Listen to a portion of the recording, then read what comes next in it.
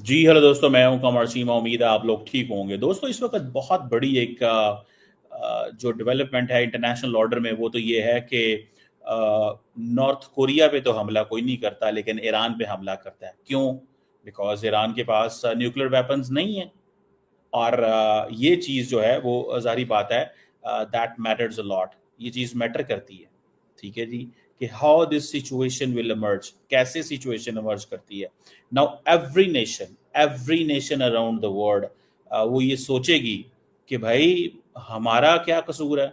हम और वो पर्टिकुलरली टर्की, सऊदी अरेबिया ये सोचेंगे कि हमें क्या करना चाहिए और हमें किस एंगल में देखना चाहिए। हमें किस एंगल में देखना चाहिए, हमें क्या करना चाहिए। अब ये सोचेंगे तमाम ममालिक। समझ रही है आपको बात को? और वो अब ये समझेंगे कि भाई अगर फॉर एग्जांपल एक्चुअली जो डेटरेंस है हमारे पास नहीं है, तो वी आर वल्नरेबल। हम वल्नरेबल हैं। हमारी कोई पोजीशन किसी किस्म की नहीं है। हमारा कोई मुकाम दुनिया के अंदर नहीं है। मेरा ख्याल है कि ये अब जो Arab street and Arab elite, इन दोनों के दरमियान एक डिफ्रेंसिएशन होने जाएगी लॉन्ग टर्म। अभी नहीं पता चलेगा, लेकिन लॉन्ग टर्म जो है ना वो खत्म होगी। ठीक है। मुझे ये लगता है दैट्स व्हाट आई फाइंड। क्योंकि अरब एलीट तो जारी बात है, वो समझते हैं कि कॉम्प्रोमाइज है, ये कुछ नहीं कर सकेगी। लेकिन अरब एलीट जो है वो बोलेगी, शोर डालेगी। और कहीं ना कहीं पे अरब एलीट जो है, जिसमें उनकी मिलिट्री, बिजनेस कम्युनिटी, फौज, पॉलिटिशियंस या रूलिंग फैमिलीज, नॉट पॉलिटिशियंस, वो ये कहेंगे कि हाँ भाई ये क्या हो रहा है, हमें अपने आप को इंतजार करना है। या फिर ये है कि they will be fully submissive. वो या तो फुली सबमिसिव हो जाएंगे, जैसे जॉर्डन है, जैसे इजिप्ट है, या फिर वो ये है कि वो अल्टीमेट जो अपनी जो न्यूक्लियर वेपन्स हैं या जो मिलिट्री कैपेबिलिटी है उसको बिल्ड करने की बात करेंगे। अदरवाइज तो उनके पास कुछ नहीं है। ये एक इंटरनेशनल ऑर्डर में ये चीज़ आई है, मैं समझता हूँ कि जिसको हमें थोड़ा सा डीपली स्टडी करना चाहिए। ये कोई मजाक नहीं है जो हुआ है। देखें, आपके पास एक चॉइस थी।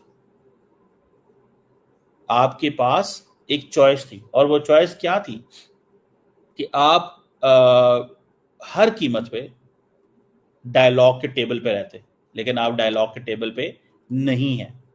ये चॉइस थी। और इस चॉइस को जारी बात है एवरीबॉडी अंडरस्टैंड करता है इस चीज को। ये कोई मजाक नहीं है। ये हर कोई इसको अंडरस्टैंड करता है इस चीज को कि भाई ऐसे निज़ाम नहीं चलेगा। ये जो निज़ाम है, इस निज़ाम के अंदर आपको अपने आप को अपनी डेटरेंस कैसे करनी है। देखिए, आज ईरान डेटरेंस रिस्टोर नहीं कर रहा। आज ईरान के आयतुल्ला खामनाई को पता चल गया कि हमने तो जो फतवा दिया था वो गलत फतवा दिया था। समझ रहे हैं आप बात को? जो फतवा दिया था वो गलत फतवा दिया था उस वक्त। याद रखें, जो फतवा दिया गया था कि भाई ईरान जो है वो न्यूक्लियर वेपन्स नहीं लेगा, तो क्या वो फतवा ठीक था? आज वो सोच रहे होंगे, they must be thinking today कि हमसे क्या गलती हुई है, क्या हमें ये करना चाहिए था कि ये नहीं करना चाहिए था।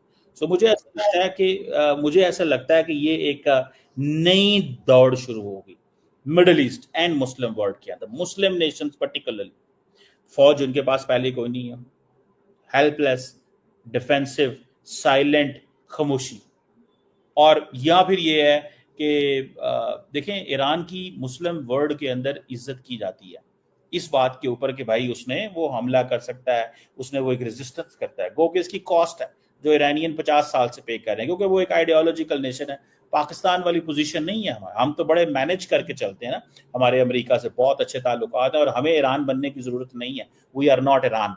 हमें जिस पोजीशन पे चल रहे हैं, हमारा क्लियर कट जो एडवर्सरी है वो हमारे ईस्टर्न नेबर पे है।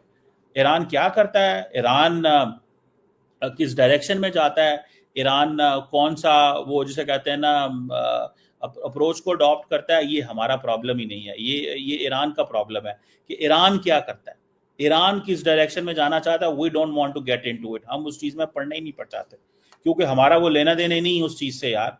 क्योंकि ईरानियों की अपनी एक सोच है, उनकी अपनी एक पॉलिटिक्स है, उनकी अपनी एक हिस्ट्री है, उनकी एक सिविलाइजेशन है। वो इस चीज में है। वो हिस्ट्री, सिविलाइजेशन और इन चीजों को देखते हैं। वो किसी और चीज को नहीं देखते।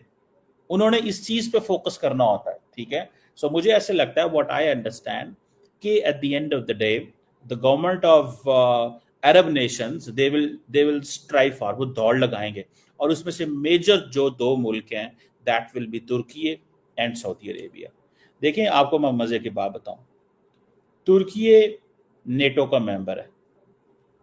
तुर्की को नेटो का मेंबर बना के हमेशा हमेशा के लिए नॉर्मलाइज कर दिया गया है कि तुमने कुछ नहीं करना, तुम हमारे बंदे हो, समझ रहे हैं। और तुर्की इस चीज को समझता है कि मुझे कोई जरूरत ही नहीं है लड़ाइयां लड़ने की, लेकिन तुर्की अपना असर वसूख, डिप्लोमेसी, मिलिट्री हार्डवेयर वो इस्तेमाल करता रहता है। खास तौर पे कहाँ पे करता रहता है वो करता रहता है इसके सीरिया के अंदर, इराक, यहाँ जहाँ पे वो उनके एथनिक इश्यूज और रिलीजन थोड़े बहुत हैं, वो अपनी वो उस इन्फ्लुएंस को इस्तेमाल करने की कोशिश करता है। तुर्की वो माफ नहीं करता, मैं आपको बात बताऊं, वो छोड़ इस चीज को। और मुझे जो जाती तौर पे लगता है, सो वो इस चीज से निकल जाता है कि यार कौन मेरे बारे में क्या करेगा और कौन कहेगा और कौन नहीं करेगा मुझे। So what I understand is कि आफ्टर दिस थिंग तुर्की को उन्होंने मैनेज कर लिया, जो चीज नजर आ रही है तुर्की को मैनेज कर लो, पहली बात। दूसरे नंबर पे रह गया सऊदी अरब, और सऊदी अरेबिया को दो सिक्योरिटी गारंटीज जो सऊदी अरब मानता है।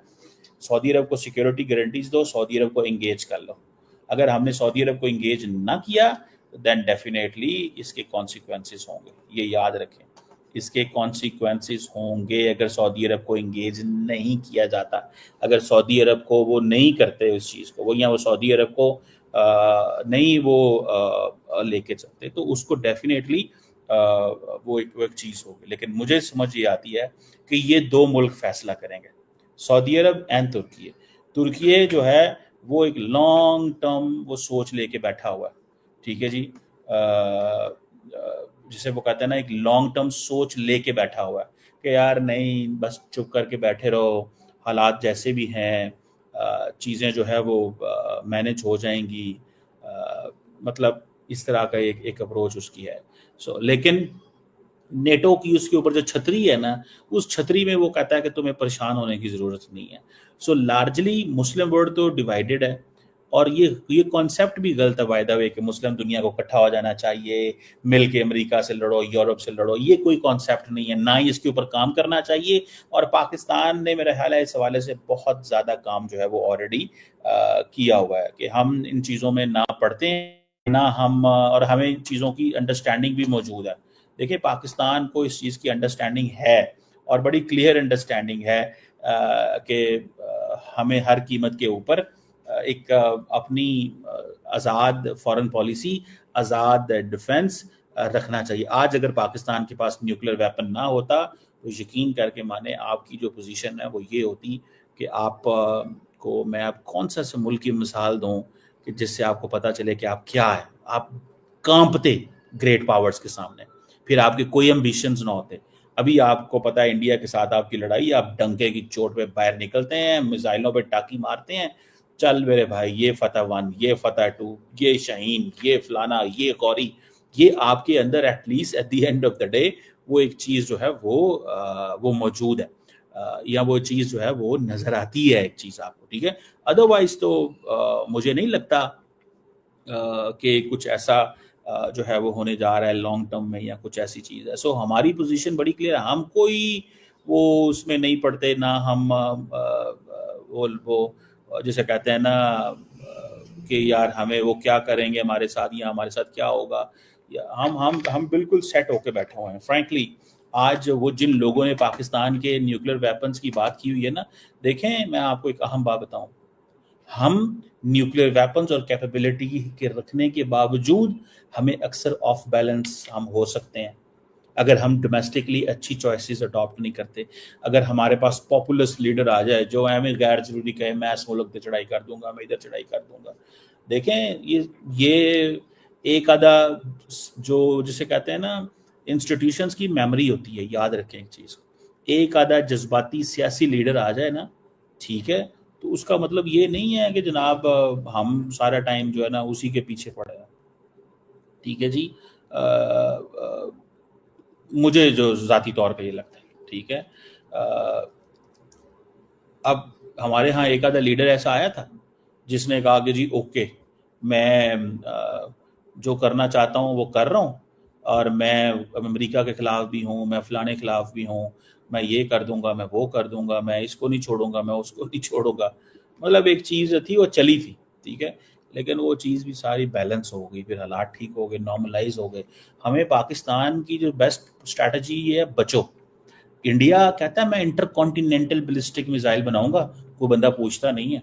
पाकिस्तान के मिसाइल प्रोग्राम पे पिछली जो बाइडेन एडमिनिस्ट्रेशन थी वो कह के गई थी कि ये अमेरिका पहुंच सकते हैं, हालांकि अमेरिका को पता नहीं पहुंच सकते, लेकिन वो एक पॉलिटिकली मोटिवेटेड गेम थी कि नेक्स्ट गवर्नमेंट का ध्यान, अमेरिका का, ट्रंप का ध्यान नेगेटिव सेंस में पाकिस्तान की तरफ कर दिया जाए।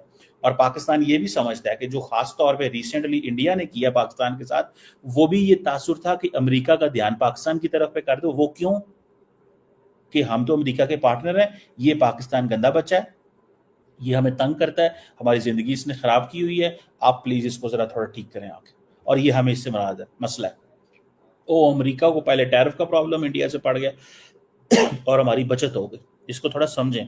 पहले टैरिफ का प्रॉब्लम पड़ गया, फिर अमेरिका ने ये सीज फायर करा दिया, उस पर उनकी, अमेरिका की और इंडिया की आपस में अब ठन गई है। Now things are disturb. India या तो मानेगा कि अमेरिका का किरदार था, वरना हालात खराब रहेंगे। ये 4 साल, आई थिंक 4 साल इज टू लॉन्ग, ये 6 महीने तो नजर आ रहा है कम अज कम, और कोई पता नहीं, क्योंकि नरेंद्र मोदी साहब अपनी सियासत पे हर चीज कुर्बान कर देंगे, जैसे उन्होंने पाकिस्तान को कुर्बान कर दिया सियासत, ठीक है, उन्होंने सियासत करनी है ना यार, उनको इस चीज से क्या गर्ज है यार, तुम कौन मैं कौन, ये वो आगे पीछे होता है ना, कोई चीज में गर्ज हो, उनको किस चीज से गर्ज, कोई गर्ज नहीं है उनको, जो पाजो यार, जिन्हें जो करना है कर लो, मैंने कोई परवाह नहीं कर। वो अपनी सियासत पे कभी कंप्रोमाइज नहीं करते, इस चीज को माने आप, वो अपनी सियासत पे कभी कंप्रोमाइज नहीं करते, माने इस चीज को, ठीक है। और इस चीज को अंडरस्टैंड करने की जरूरत है कि ये हमारे लिए एक बड़ा इशू है। और at the end of the day, जो वो जिसे कहते हैं ना, एक लॉन्ग टर्म, अब अरब वर्ल्ड सोचेगी कि अब हमें क्या करना है, अब अरब वर्ल्ड सोचेगी कि हमें क्या करना है, ठीक है ना जी, हमें किस डायरेक्शन में जाना है। अब अरब वर्ल्ड को पता चलेगा कि भाई अब रास्ते बनाओ अपने, अगर तुम लोगों ने रास्ते ना बनाए तो आपको पता चल जाएगा कि क्या बनना है और क्या करना है और क्या नहीं करना। सो मुझे तो व्हाट आई अंडरस्टैंड इज कि एक बड़ी जंग, बड़ा सिलसिला जो है वो शुरू हो गया है। जंग से मुराद ये नहीं है कि कोई लड़ाई होने लगी है अभी, हमारे इंडिया वो बड़े ध्यान से लड़ेंगे।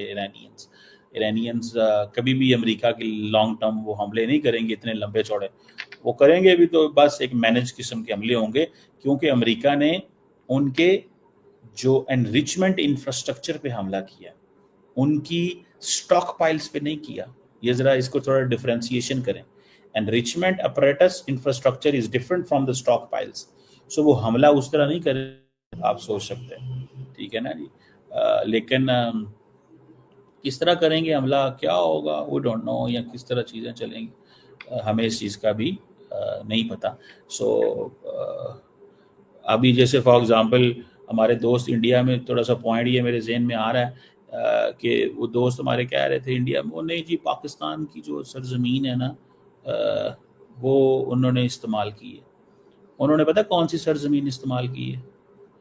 मैं आपको ये बताऊंगा अब अगली डिस्कशन में किसी में, उन्होंने कौन सी सरजमीन इस्तेमाल की है, ठीक है, ये इनको पता होना चाहिए। वो अमेरिकन के पास इतनी चॉइसेस हैं कि आपकी सोच है, आपकी सोच हो सकती है। बहरहाल मुस्लिम वर्ल्ड जो है ना वो तैयार हो गई है, इनके दिमागों में चीज़ें बैठ गई हैं, क्योंकि Iran was the ultimate option थी, ठीक है।